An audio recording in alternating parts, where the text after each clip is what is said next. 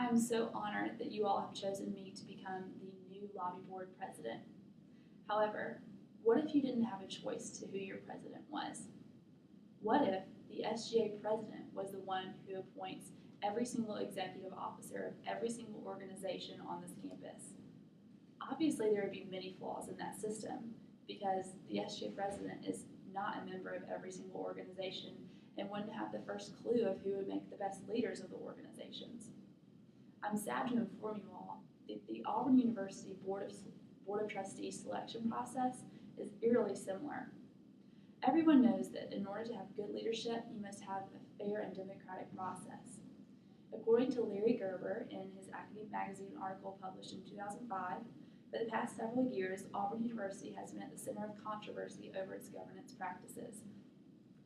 The Auburn University Board of Trustees selection process must become more fair, more accurate, and more efficient as we reappoint 9 of the 13 board members. The process is very flawed. It's too political, it's inaccurate, and it's inefficient. It's political because the governor of Alabama has complete control in appointing the members. Governor Bentley takes the advice from a panel, basically, and then Senate has to approve of it. Bentley's first attempt was horrendous.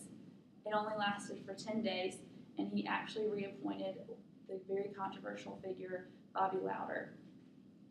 But Auburn fought back, thankfully.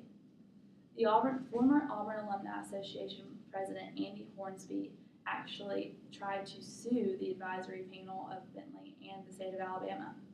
He said the panel had to be sued to take notice of its wrongdoings. This is a sad indication of how common corruption is in politics, he told the Auburn Plainsman in the article Selection Process Slows Progress in May 2011. Bentley even knows that the process is too political. He says that we all make mistakes and we should all learn from them. That was his response to his lack of caring in selecting the board members to the Auburn Plainsman in May 2011 article Board of Trustees Selection Committee. If you are not an alumni of this university, then you should not have complete say of who should run this university. Also, the selection process is representatively inaccurate. There are 9 representatives for the 9 districts that were made up in 1961 to the U.S. Census.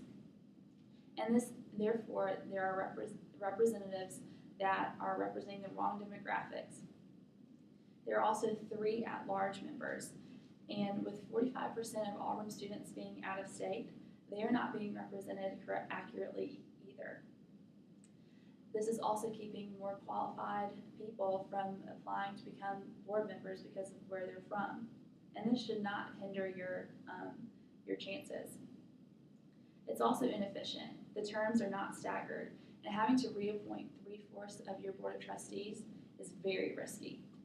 If the process is left the way it is now, people who are not qualified and people who the Auburn family do not want to be led by will continue being on the board of trustees, and Auburn will be in jeopardy. But thankfully, there are members in state politics that are looking out for the betterment of Auburn, and Senator Tom Whatley is one of them. He has actually created a constitutional amendment that would do the following things. Instead of the governor having full control of appointments, an appointment committee would have full control. And this appointment committee would be made up of the governor of Alabama, the pro tem of the Board of Trustees, an outgoing member of the Board of Trustees, and 2 Auburn Alumni Association board members. Some say that this isn't really that democratic because it only leaves the selection to a handful of people. However, each person in that committee, it has the interest of Auburn in their best interest. And it's also very democratic because it will be by vote. It would also redraw the map for district appointed members. Therefore, it would decrease the number of district appointed members from 9 to 7. 7 out of 13 is a much better ratio, and the new lines will allow representatives to represent their districts much more accurately. Some say this is not enough, but since 55% of Auburn students are in-state. 7 out of 13 is much better. This would also increase the amount of at-large senators from 3 to 5. This is a much more accurate representation of the out-of-state population at Auburn, and also qualified people will not be hindered by their hometown by this. Some say that we shouldn't increase the number of at-large members because they're not as visible on campus since they live out of state. However, their out-of-state perspective is so important and needs to be heard and relevant in the Board of Trustees. And this would also create staggered terms. The first 3 appointed would serve for 5 years, the second 3 appointed would serve for 6 years, and the remaining would serve for 7 years. Some say that this is appointing way too frequently. However, there would never be a time where the majority of members are new. Now, visualize this. If the amendment is not passed, our university will continue to be corrupted by state politics, and we will not be heard in who we want to lead us.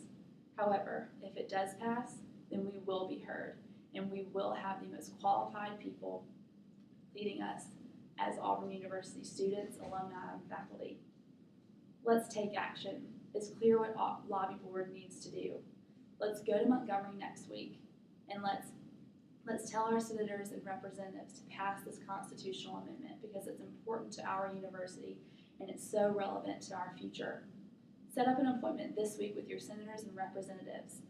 Let's get the leadership of Auburn back into Auburn's hands. War Eagle.